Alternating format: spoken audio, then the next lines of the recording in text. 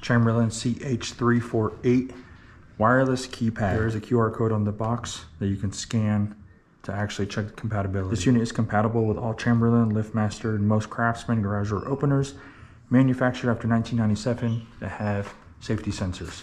Let's go ahead and open this up. All right, there's your keypad. Your 2 screws to set it up on the wall. Here's your product manual. It does tell you that on the back of the unit you can scan the QR code and it'll actually walk you through on a specific color learn button. There.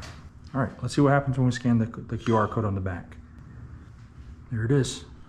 Again, I like what Chamberlain has done with this. They made it pretty easy now.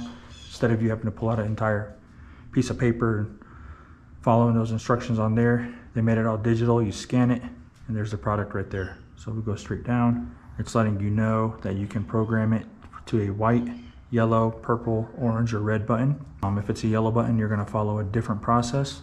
And in this case, here we have a red button. Okay, so a red button, or it'll be orange or red.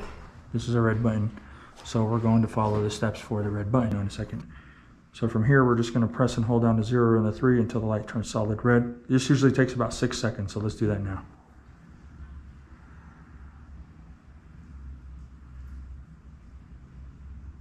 All right, now that it's solid, we're gonna go up and press the learn button on your opener. So we'll press that right there. The light goes on. Go ahead and put your 4-digit pin in. Okay.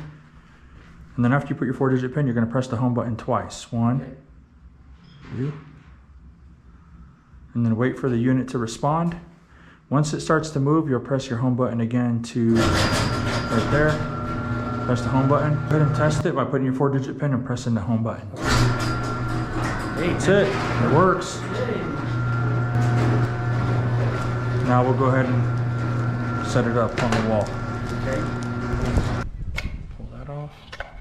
Pop the battery out. So we'll hook it here. Drop it down. Right there. And the second screw will go right in that hole where the battery was.